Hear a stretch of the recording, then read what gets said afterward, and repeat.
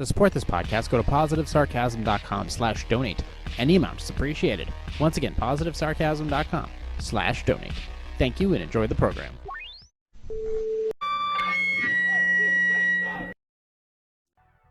JRPositiveSarcasm.com, recorded here from the Spare Parts Studio alongside New Hampshire's beautiful seacoast. For entertainment purposes only, like, subscribe, share, donate, positivesarcasm.com/donate. Any amounts appreciated. Go to my website, positivesarcasm.com, if you want to contact me there. Just go to the contact section. You can hit me up on Instagram at @positive_sarcasm, or you can email me directly, positivesarcasm@outlook.com. I'm just messing with the audio, sorry. There we go. Strap yourselves in, folks. I gotta unpack this one. I gotta unpack. So when it comes to nonprofits, I'm super picky.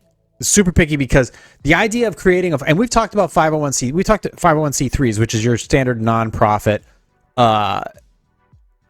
tax bracket. We've talked about on this podcast about Black Lives Matter and their abuse of the 501c3 by some of its founding members, buying $1 million homes and cars and things like that. And they turned out to be there's tens of millions of dollars missing. But we've beat that horse. Okay. We're done with that. We're going to move on to something else here. And there's nothing proven at this point. This is not a fun one for me to tackle because I am through relatives involved or was involved with through relatives. I wasn't involved, but obviously I had relatives who were involved with the Southern Poverty Law Center. They're a nonprofit organization of a large nonprofit legal firm that has had massive landmark cases in the past. Now, we'll start off with some basic ones. Now, they are, if you don't know that, they landmarks, like I said, they're a nonprofit law center down in Alabama. And some of their biggest civil cases, one of their most significant was in 1987. It was a $7 million judgment against the United Klans of America, the Ku Klux Klan, for the lynching of Michael Donald. It bankrupted the organization and led to the sale of its headquarters. This case set a precedent for holding hate groups financially liable for the actions of their members. Well, when you lynch somebody, you should be culpable. 1998, the verdict against the Ku Klux Klan chapters for the arson of Macedonia Baptist Church in South Carolina. The largest civil award in a hate crime case in history. 2000, $6.3 million judgment against Aryan Nations on behalf of a woman and her son attacked by security guards at a compound. 1990, $12.5 million verdict against Tom Metzger and his son for the murder of an Ethiopian immigrant, Mulugeta Sarah, by white Aryan resistance members, which led to the group's dissolution. These cases exemplify the SPLC's use of civil litigation to combat extremism and secure justice for victims of hate crimes. So essentially, no criminal acts, because the criminal acts are obviously there, but they basically sue hate groups into non-existence. That was their, hopefully still is, their original go-to plan. So, like I said, that's their goal, is obviously combating hate groups by suing them into existence, turning them into a fine powder. They even are involved. I gotta unpack this slowly, though. I gotta slow down. I've been off for a couple weeks on vacation. I'm coming back to a pretty heavy subject here, which obviously is also, it's still developing. There's a lot. I got a lot of tabs open right now regarding this topic. So the Southern Poverty Law Center, yes, those are some of the judgments that it's made in the past 30 years. There's also another judgment. So I had a family member who was trying to sell a commercial piece of property up in Montana. Montana is not normally known for Jews, but there happens to be a couple 100,000 up there now. But ultimately, it's just Montana. They got a ton of room. It's great real estate. It's a beautiful state. It's an amazing state. So some of my family ended up moving up there to Idaho, into Montana. And one of them was a real estate agent, was trying to sell a piece of property. Well, the woman she was selling the piece of property, trying to help sell the piece of property was the mother of Richard Spencer. Richard Spencer was a known alleged white nationalist. And apparently, in some way, shape, or form, there was a shit racist rag up there called the Daily Stormer. Now, I'm not one to generally culprit. No, look, I can read between the lines between like anything that maybe some conservative says or some nationalist says, or even the shit that what's his face there, Nick Fuentes says.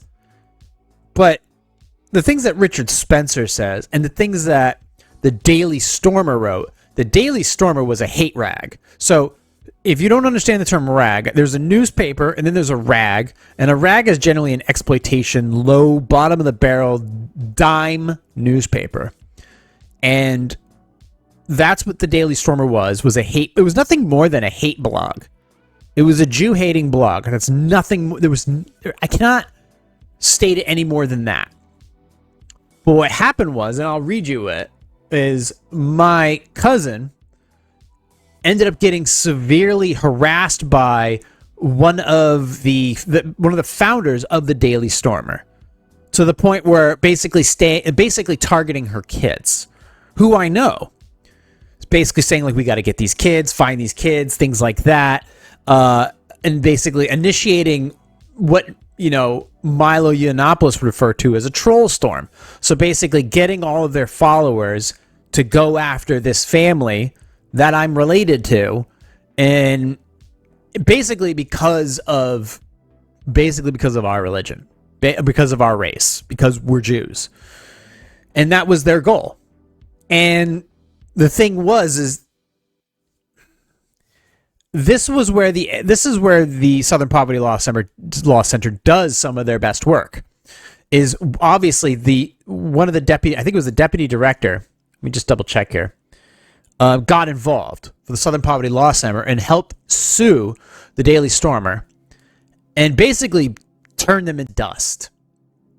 I mean, they didn't have a lot of money, but it ended up being a $1.4 million in economic losses, $3 million in non-economic damages, $10 million in punitive damages, which is Montana maximum law. Basically, just I don't know if she ever saw this. I didn't ask for any money. I never saw any of that money. I was not, but the thing is, I'm not part of this situation. I was just, a family member who understood this thing as it was going on. But yeah, they were essentially inciting violence towards my cousin, towards my relatives. And she basically fought back by getting the Southern Poverty Law Center involved, and they basically took him to court and sued the shit out of him using the angelic help of the Southern Poverty Law Center. This was back in, what year was this? This wasn't long ago. Yeah, this was 2019. 2019. I was in Palm Beach with them at the time. When this was going down. And she did, to her credit, rake them over the coals, took them for everything they're worth, I think destroyed the Daily Stormer. I'd look them up, but I'd rather not have that on my internet history record. Nothing they said has any value, really, to be honest. And she took them to the cleaners and basically dissolved them and the founder. And the founder, apparently, whereabouts unknown. Deputy Legal Director David Donnelly has stated their intent to collect a judgment by seizing the founder's assets, intellectual property, any future earnings. They were ordered to remove all blog posts, the photographs, the comments, everything. Just wiped it clean. This is when a nonprofit does good things. This is when lawyers are used to do good things. I've only really worked with one nonprofit my entire life, and it was probably the only one I'd ever work with and I would ever work with again, because I've seen the damage that can happen when these nonprofits or so-called nonprofits use their positioning for abuse. And the next thing you know, their administrators start taking large paychecks. You start seeing large buildings that had nothing to do with the mission of the original nonprofit, and then you just start seeing all kinds of tax forms that look questionable. And it's, at the end of the day, if you're going to work for a nonprofit, you want to know that your you're doing good work and it's actually the money and the effort is going towards something of value. Like, yeah, I do. I donate blood to the Red Cross, but at the end of the day, that blood goes to somebody, and that's number one. Number two, getting rid of blood is good for your body. The studies say it helps reduce the threats of blood clots. And number three, they pay you. They pay you in gift cards, which you can exchange into debit. They give you a debit card. You can use it on eBay, and the debit cards are massive. It's like any gift card you want. So there's money. Obviously, there's money involved. I give blood. They give me a little bit of money. It's perfect. We're done here. And for health reasons, I will continue to do it. But that's pretty much it. What the Southern Poverty Law Center is now up to now, if they're still doing good work, great. But the question is when can a nonprofit organization get so big to the point where they start to abuse their powers? It's almost like, at this point, it seems like what is being alleged is a firefighter who's setting fires just for them to call the fire department. And this happens. This is something. This is a thing. We had a firefighter in Raymond, New Hampshire, who was starting fires. I think they found him in Ohio. They extradited his ass, and arrested him because he was a firefighter who turned into an arsonist. I guess he was bored. But essentially, if you're spreading hate or contributing to hate in order to fight hate, I think your business has gotten too big or you've gotten too corrupt. Now, this civil case is still developing. But we're talking about a nonprofit legal firm that has almost $1 billion of endowment. And there are some connections here that are quite disturbing. And there's a lot of unpacking to do. But we'll do it the best we can. But ultimately, the plot line is this. They are being accused of donating money or funding hate groups. And we're talking about the ones you think of, like white nationalism, Ku Klux Klan, Aryan Nations. They're accused of sending money to them for various reasons. It's almost like in California when you have like a whole homelessness task force, and the people who are in charge of that homelessness task force get paid $250,000 a year, and they never solve the homeless crisis. It's almost like you're funding it at this point. You want to continue it because you wouldn't have a job otherwise. So, what do I have right here? Okay. There's three avenues of looking at it. Obviously, you have your pundits. One was a CIA expert who was on, he was a CIA whistleblower on Valuetainment, Patrick Bet-David's show. Then there was a legal expert who was on ABC News giving his point of view. And then there was Washington gun law lawyer who broke it down pretty damn good. Now, I think his is one you want to go to. So what we'll do is, let me just turn this down a little bit if I can. There we go. So ultimately, here we go. Hello again, everyone. Welcome to Washington. This means one thing, or the case we're talking about is United States first Southern Poverty Law Center, filed in the United States District Court for the Middle District of Alabama. Now, for those that are claiming that this is a weaponization of the Department of Justice and that the Department of Justice actually brought these charges, au contraire, this is the product of a grand jury.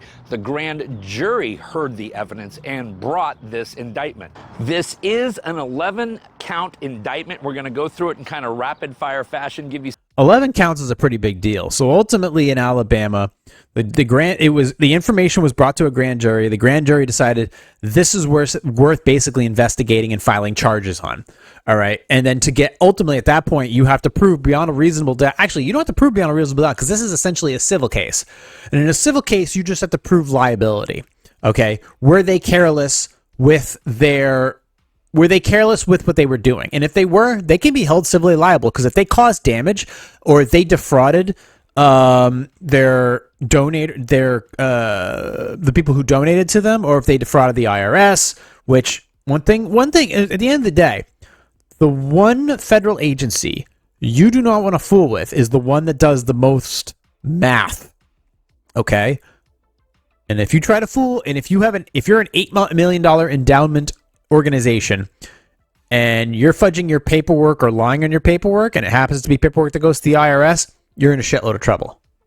Some of the highlights from it, but in essence, the Southern Poverty Law Center was raising money, telling the donors that, hey, we're going to use this money to fight against racist organizations, white supremacist organizations, when in fact they were taking the money and using it to fund those organizations, thus demonstrating the theory that the demand for racism in this country currently exceeds its current supply. Now, we're going to get through the indictment here in just a moment, but you're going to see the term F. The F stands for field sources, which is what the SPLC was claiming they were paying. The indictment starts as follows. Between at least 2014 and 2023, the SPLC paid their Fs in a clandestine manner. Doing so hid the fact that while SPLC received donation money under the auspices that the funds would be used to dismantle violent extremist group, this donation money was instead being used in part by the SPLC to pay leaders and others within the same violent extremist groups. The money was then used for the benefit of the individual as well as the violent extremist groups. So they're alleged this thing that they created, this temporary thing. This was their agenda, was to pay informants inside of these hate groups to get information or to incite things in order to basically expose them and bring them down. Now, you can't just pay an informant a check or give money to these people and it just says Southern Poverty Law Center. You have to pay them through dummy corporations. Now, so we'll basically, yeah, they were at the end of the day funding these organizations, but the question is, were they just funding the informants, or were they actually giving them money so that they could continue to do what they do? And this is where the kerfluffle lies. Now, at the end of the day, they could be in the right, but they could be in the right for what they did. Ultimately, they could have been like, no, we did this and it worked. But if they lied on the paperwork, the 990s, the IRS tax forms that went to the IRS, if they lied on those, it doesn't matter what we think, because they just tried fooling the IRS, and that's it. Full stop. You're done. You can't do that. You can't really lie on your taxes, especially when you're an $800 million endowment organization. 2014 and 2023, the SPLC secretly funneled more than $3 million in SPLC funds to Fs who were associated with the various violent extremist groups. F37 was a member of the online leadership chat group that planned the 2017 Unite the Right event in Charlottesville, Virginia, and attended the event at the direction of the SPLC. FYI, that was the Charlottesville. That was the incident with the tiki torches, and we will not be. You will not replace us with the tiki torches and the cocktail shirts. And then the next day, during a protest that got a little out of hand because Antifa was there and the extreme right was there, and somebody drove a Dodge Challenger into the crowd and killed somebody. Yeah, this is the event that they're talking about that. Was attended to by the informants who are funded by the SPLC. F9 was affiliated with the neo-Nazi organizations, the National Alliance, and served as an F for the SPLC for more than 20 years. Another F was the Imperial Wizard of the United Klan of America. F-27 was reported as an officer in the National Socialist Movement and the Aryan Nations affiliated Sadistic Souls Motorcycle Club. So keep in mind, during this time, this whole program was going on, was the same time that my cousin was actually suing the Daily Stormer. At the same time. 42 was the former chairman of the National Alliance. F-43 was the reported national president of the American Front. An unknown F was a member of the Ku Klux Klan and married to an exalted cyclops of the Ku Klux Klan. But you see, in addition to defrauding their donors, they then used a complex banking scheme, built-in fraud, of course, through shell companies to make these payments to these groups. The indictment claims that the following shell organizations were established by SPLC merely to funnel money to the previous mentioned individuals. The Center Investigative Agency, Fox Photography, Northwest Technologies, Tech Writers Group, Rare Books Warehouse. Those are just the shell companies. Incorporated, and had no bona fide employees and conducted no actual business. Well, that's a pretty complex scheme of aiding the very organizations that you claim to be fighting. And let us remember, this was all done while SPLC claimed. The SPLC is a catalyst for racial justice in the South and beyond, working in partnership with communities to dismantle white supremacy, strengthen intersection. Your support powers our work to confront hate, stand up. That's just their mission statement, which, yes, I get it, makes sense. Now, remember, at the same time, the SPLC has a hate watch list, which is okay, fine. But, you know, places like Turning Point USA and Prager University are on there, and those aren't hate groups. They're just very Christian. They're just very religious. They're not like white supremacy organizations. But so the the Southern Poverty Law Center has, I think, taken it too far with these things. But this is a whole different animal. Up to injustice and defend our civil and human rights. From the courtroom to the classroom to communities across the country, you can help create a more just and inclusive future for all. And then, of course, they were the authors of both the Intelligence Report and the Hate Watch, where they would get to list what they believed to be hate groups, which would then be picked up by one side of the political aisle. I believe even at one time, pro-life Catholics had been labeled by the SPLC as a hate group. Okay, the counts on the indictment, counts 1 through 6 are wire fraud. Now, we don't need to get into all the geeky stuff about wire fraud, but anytime you're using any form of electronic communication to perpetuate a fraud, that is wire fraud. And obviously, all of this money was being wired into one account, then it was wired to another account, to another account. That is all wire fraud. There are 6 counts on the indictment. Just remember this. Al Capone killed so many people, did so many terrible things, extortion, all this other stuff. Theft, armed robbery. You know what he went to jail for? Tax evasion.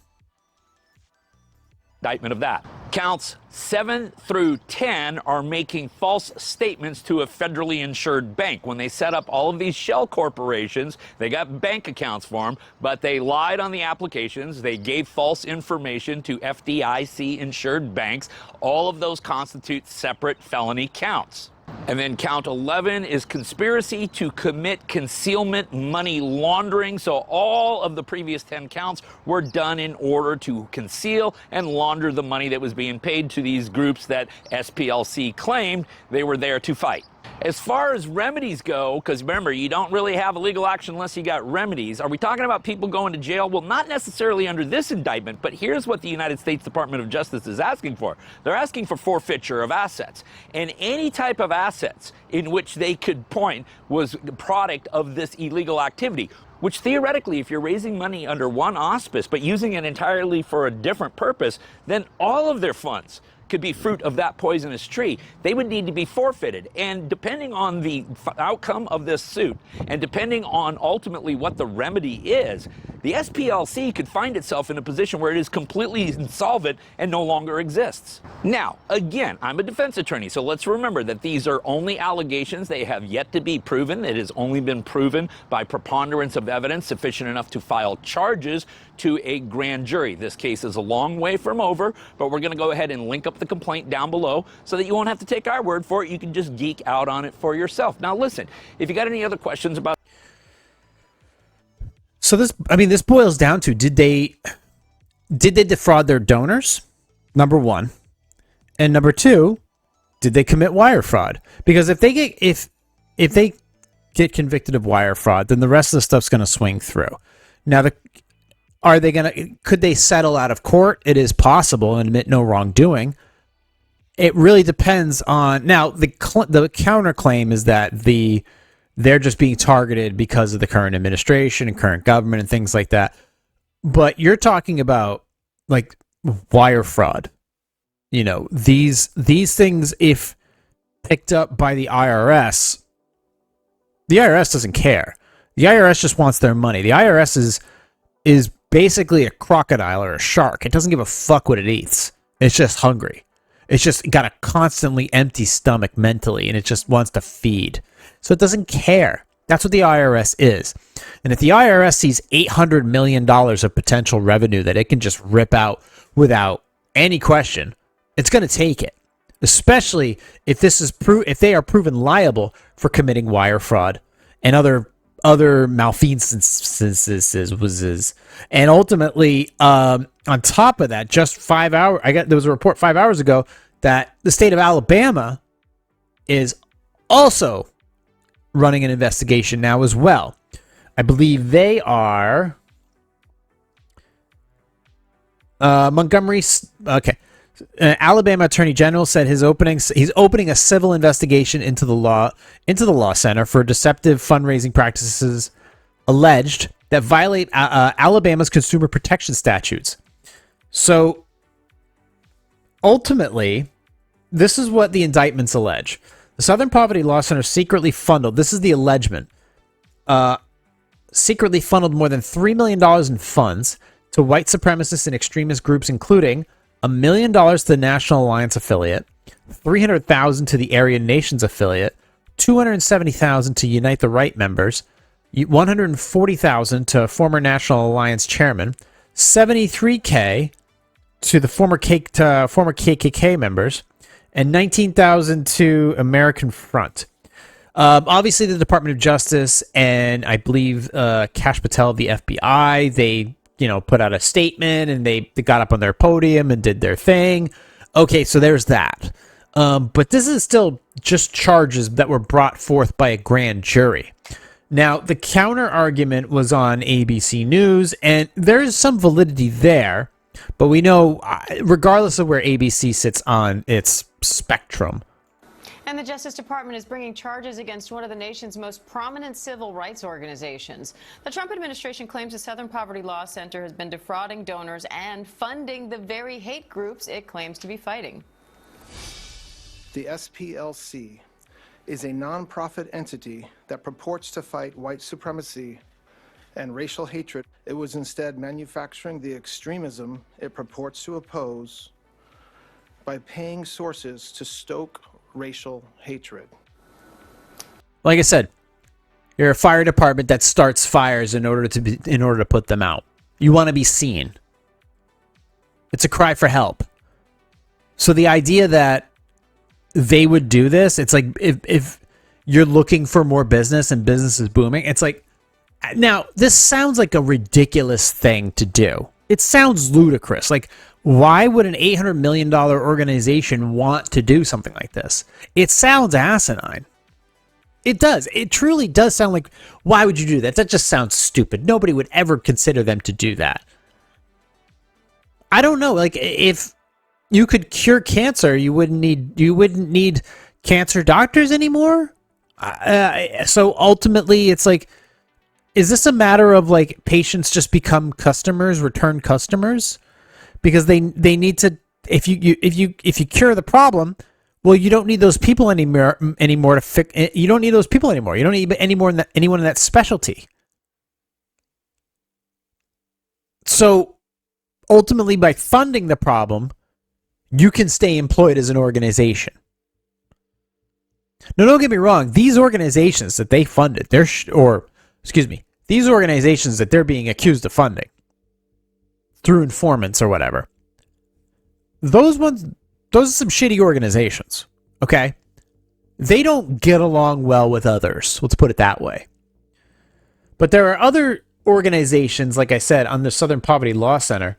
I mean, you can go to the Southern Poverty, SPLCcenter.com, and they have a section there. It's called like Hate Watch, and they have, I forget where it is. It's yeah, look, Hate Watch, and you scroll down.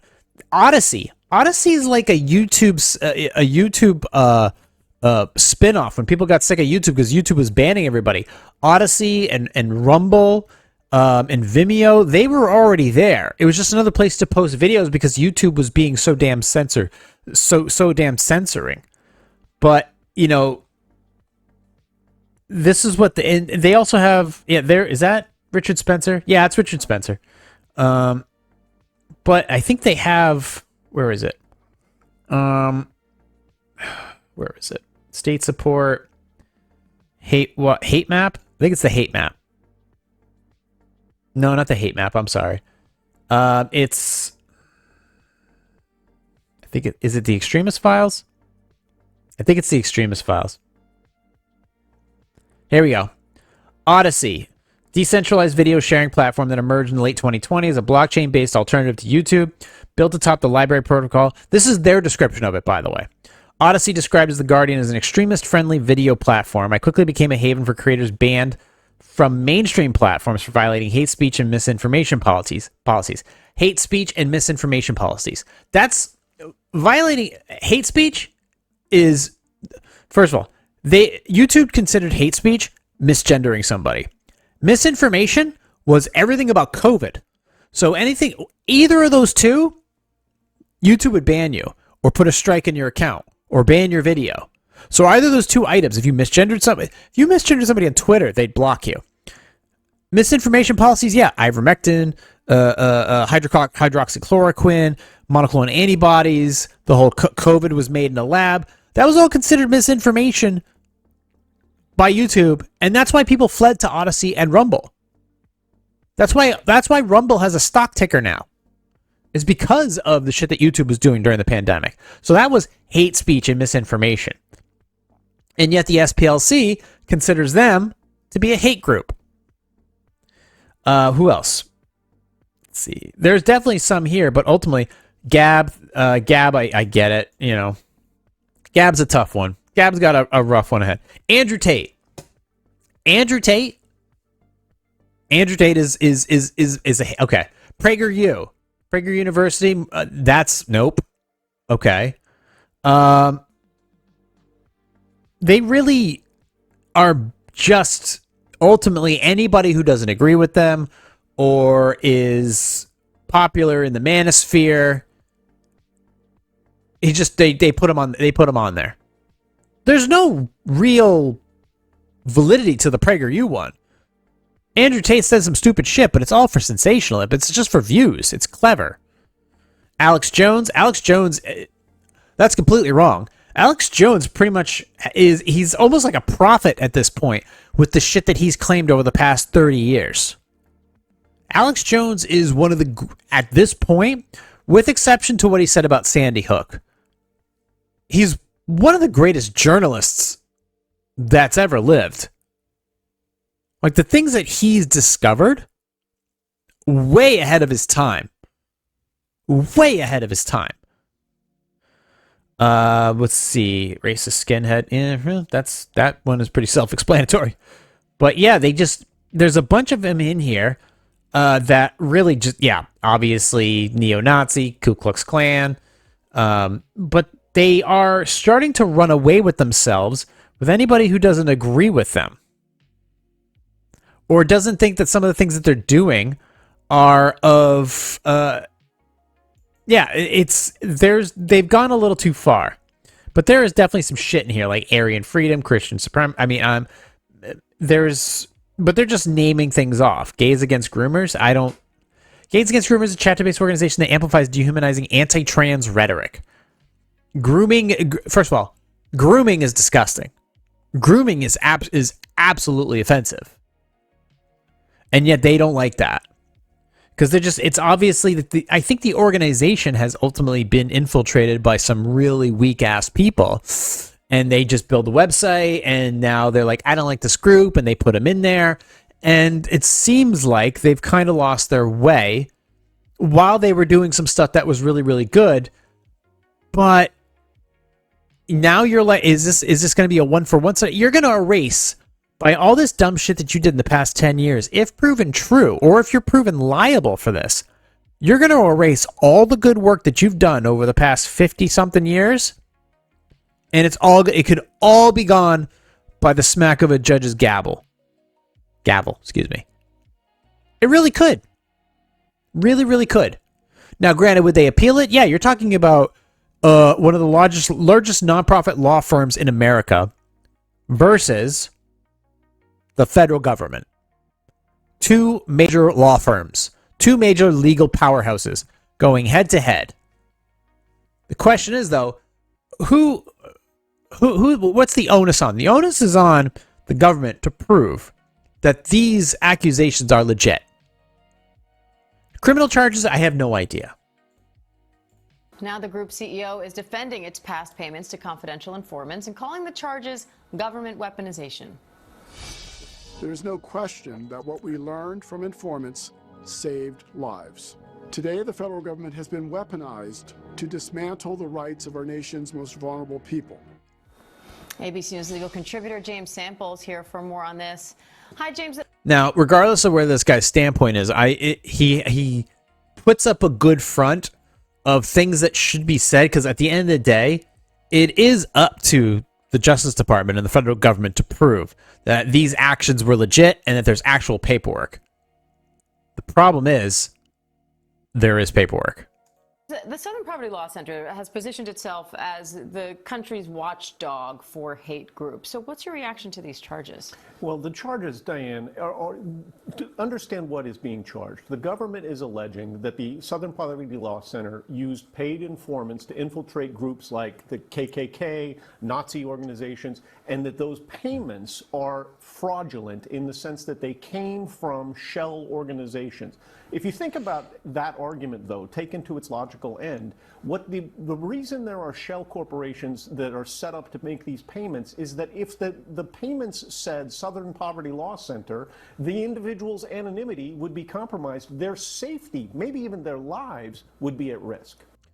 That is 100% valid point. Obviously, if you're sending checks to hate groups and it says the Southern Poverty Law Center on it, that's going to raise some flags within these hateful organizations, depending upon the informants that receive it.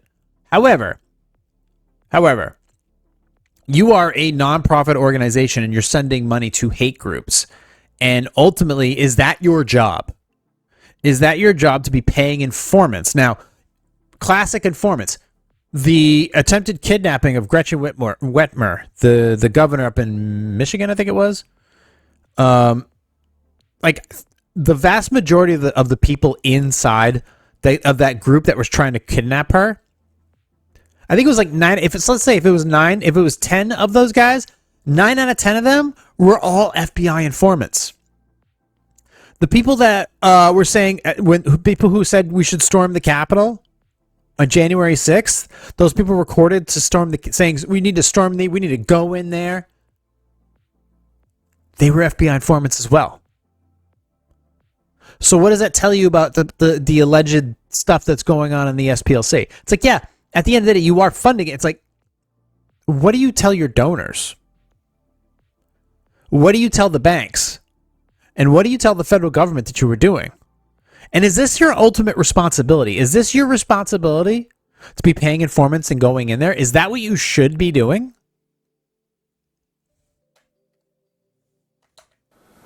How strong is the Justice Department's case here, and what do they need to show in order to prove this in court?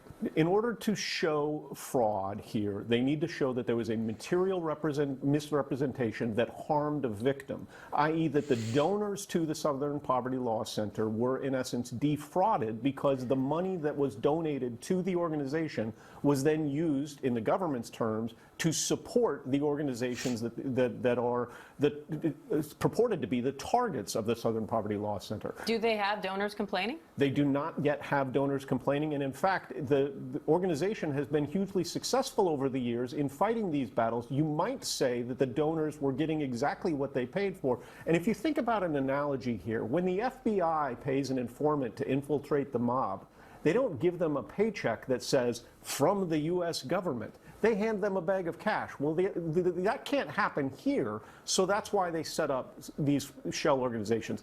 This is only day one. The indictment was issued yesterday. The defense hasn't been heard from yet. This will take time, but it does seem to be like a targeted attack against an organization that is not necessarily one that the party thinks highly of. What do you make of the timing? So, yeah, there's obviously some of this, that, and the other thing. But at the end of the day, it's like, okay, you spent this much money. You spent millions of dollars sending money into these organizations. Okay, well, who did you give them to? At the end of the day, for altruistic sake, if that's even the right word, who did you give the money to? What was your intended purpose of doing that? What was the outcome of it? And do you have the paperwork to back that up? But if you don't have that, let's just say you're at the end of the day, are you just throwing money at the problem? That's another issue. It's like, okay, I know that the Justice Department has to prove their case. But at the end of the day, the SPLC has to defend itself by saying, yes, we did send money into these organizations through these informants, using these shell corporations, and it was with this purpose and this purpose and this purpose. And these are the ones who got paid to infiltrate these organizations, and it led to this, this, and this, and the dismantling of this, and this. But if they were to say, well, you sent $700K to the National Alliance Front or name some stupid organization like that, where did that money go? It went to this informant. Okay, for what purpose? If they can't justify their, I mean, let's say you donate like $100 to the Southern Poverty Law Center, and you just find out that that money went to a neo-Nazi group, and it didn't solve anything. Wouldn't that piss you off to some extent? Wouldn't that upset you? It's like, oh, congratulations, you just took this ragtag, shitty organization, this tiny little hate group out of who knows what state, who really was, a couple board members away from literally falling apart and dismantling, and all of a sudden the SPLC injects money into it, maybe not even knowing how that money is going to get distributed, and now all of a sudden this hate group has funds, and now they can make signs and get a website and go on paid protests. Paid protesters, an actual thing. Like, people take time out of their busy days because now they got Southern Poverty Law money. They can go out and get picket fences and tiki torches, and now they've got money to go out for the weekend, for a nice, long, family-friendly weekend, and protest against, the Jews and these people and all these other people. Because you funded them. You funded them. You had a program. You thought it was a good idea. You discontinued this program. You either discontinued this program because A, it didn't work, or B, you were worried about getting caught. If it kept working, you would have kept doing it. It's like torturing Guantanamo Bay. You wouldn't have stopped torturing people if it worked. Or you were going to get caught. One of the two. But if that program didn't work and you shelled out millions of dollars for this program, that all it did was actually fuel the fire of hate, then you're liable. You're liable. That's not under, you wouldn't file that under research and development, okay? NVIDIA has an R&D department. Microsoft has an R&D department. United Healthcare has an R&D department. The Southern Poverty Law Center should not have an R&D department. Let's just throw money at the KKK. Let's see what happens. No, you need to know, what is your plan? Are you trying to incite something to happen so that you can go after him legally? Are you just throwing money at the problem? Are you just sending money off to Ukraine not knowing where the fuck the money's going? Because at the end of the day, you're doing that. You're just lighting fires. You're just lighting fires and you're not solving the problem. There's one more. Let's talk about SPLC. Leftist organization gave SPLC an F. Current Affairs gave SPLC an outright fraud that uses fear to cause leftists to write checks. Liberal death penalty abolitionist Stephen Bright, I think is his name, refused to take an award from SPLC. Said the SPLC has been run by a con man and a fraud. And then former SPLC employees in 2019 told the New Yorker that we were part of the con and we knew it. Like they knew they were doing this. What do you know about it, and why is this such a big deal of what happened? Well, when I first saw the push notification that the SPLC was being indicted on felonies, multiple felonies, yes, my first thought was, oh, come on, we have nothing better to do. And then I clicked on it and I read the article and I said, oh shit, these are real crimes. Real crimes.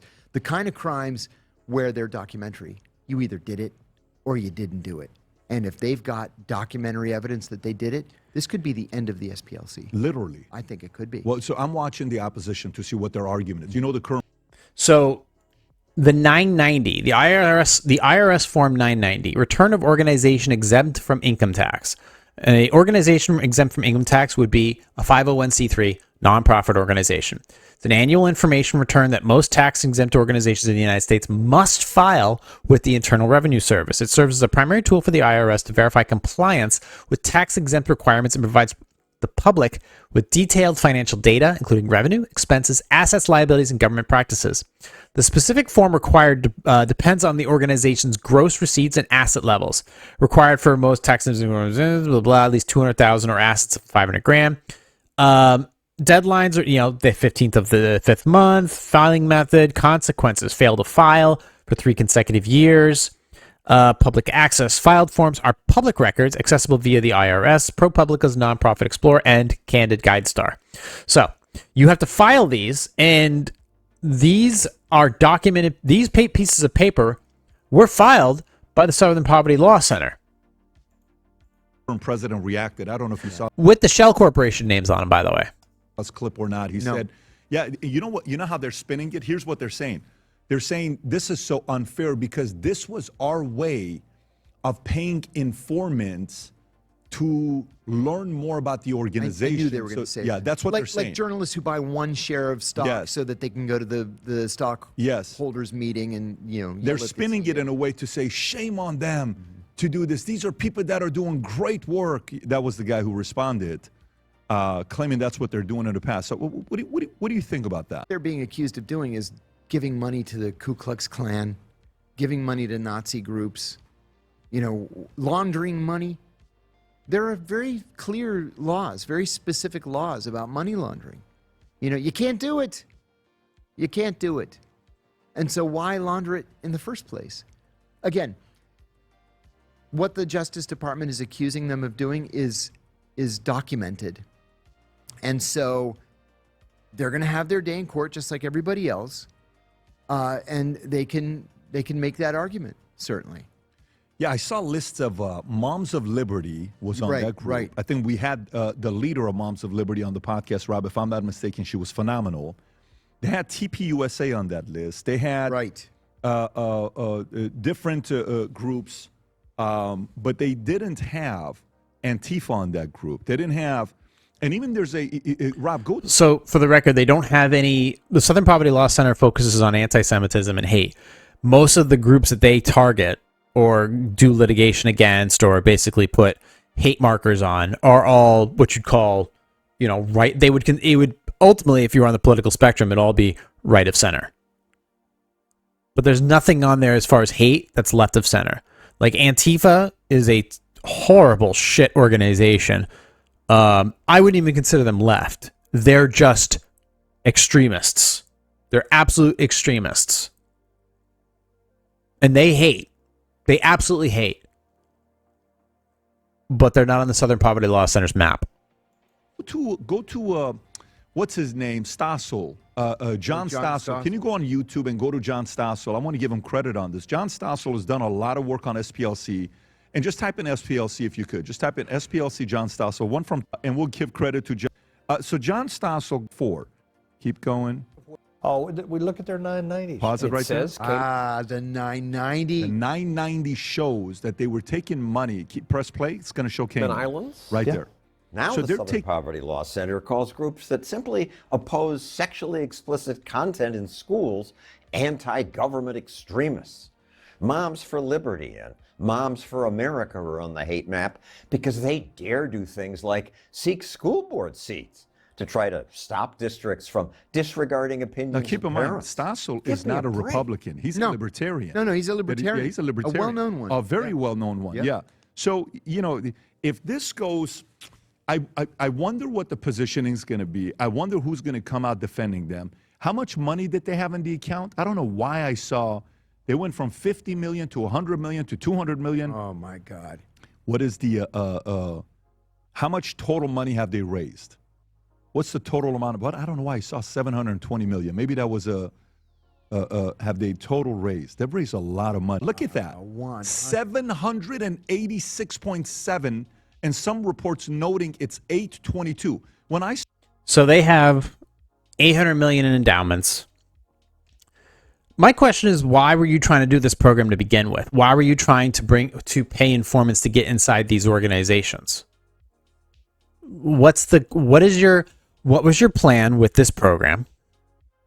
Why did you send the money the way you did? Did you think, and ultimately, if you did it this way, which I, from what I understand, is not how you're supposed to be using your 990s. It's not how you're supposed to be funneling money to organizations. Did you not think you were going to get, if this is true, did you not think you were going to get caught? Understand that I don't want this to be a thing. I don't want this to be a thing. But the fact that it is a thing, the fact that they were funding hate groups, and people did die. Like, you understand, Charlottesville, a person died. A woman was hit by a car. She was sent flying. And it was because of the assholes who were down there. Now, if the SPLC funded that protest where somebody ended up dying, that can be put on them. Because you have to understand, it's like, this could be a pile-on. If it's proven in court that the Southern Poverty Law Center funneled money to organizations that caused more harm than good, and the IRS jumps on board, and at these events that were taking place, if there was any physical damages, any crimes, anything like that, there could be class action lawsuits from victims of these protests and these events, and they would aim their attorneys right at the Southern Poverty Law Center and chew on that carcass until there's nothing left. And all the good work they did with my cousin would be for naught. Because somebody decided they wanted to either A, be a hero for the sake of going after these large organizations by paying informants to go in there and infiltrate so that they can take them down, or two, they were just lighting fires so they could get Page to go put them out. Ultimately, to drum up more business for themselves, to make themselves look important. But all that aside,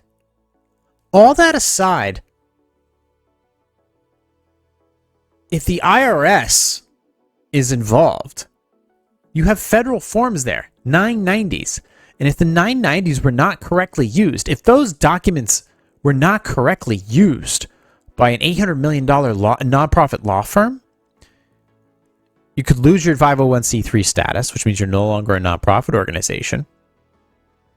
And number two, the IRS can fine you severe penalties for every year of abuse.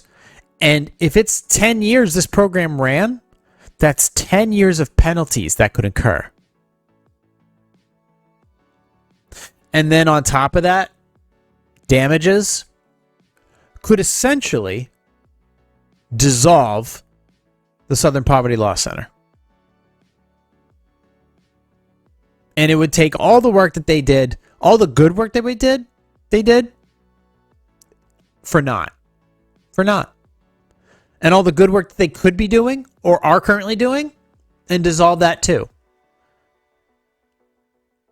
And sometimes this is what happens when an organization gets too big, or they get a God complex, or they think that everything they're doing is right. And it's like, you have to understand, like,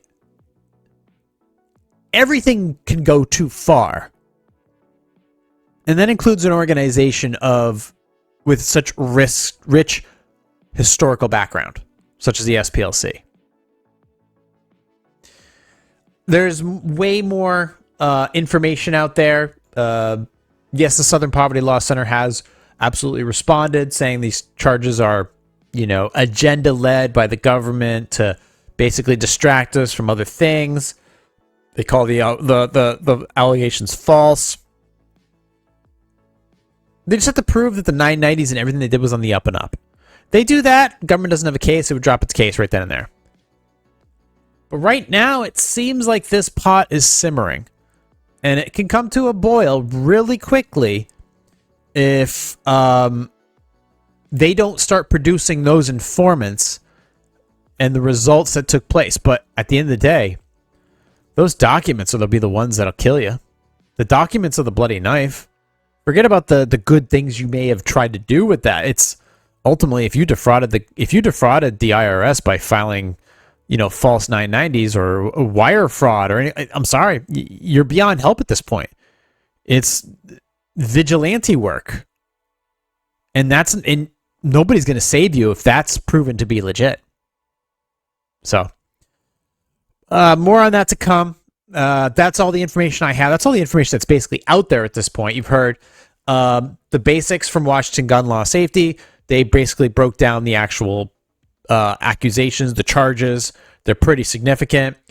You've heard some defense on it. You've heard a CIA whistleblower talking about, what's at stake here, the amount of money that this organization holds, and I guess we'll see.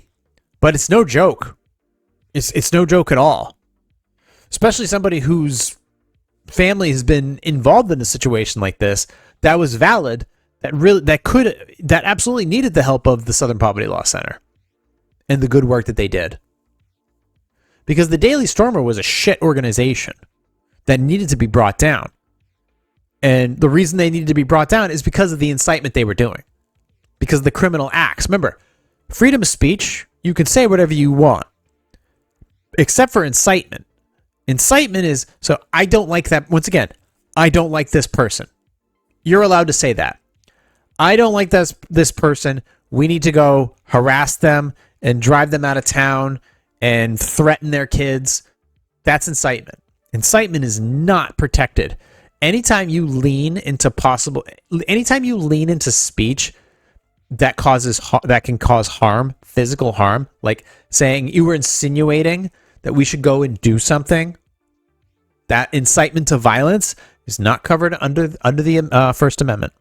It's not at all. It's criminal. And you could be held liable for it. The Daily Stormer was held liable for that. And if the Southern Poverty Law Center was doing things outside their jurisdiction and committing wire fraud, that could be the end of that organization as well.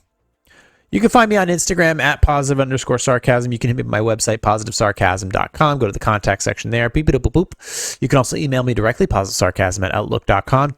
I don't want to hear it. I see both sides of this. Okay? I understand the pain it caused in my own family. But I also understand that if you're...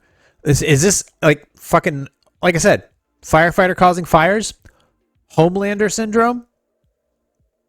we'll wait and see.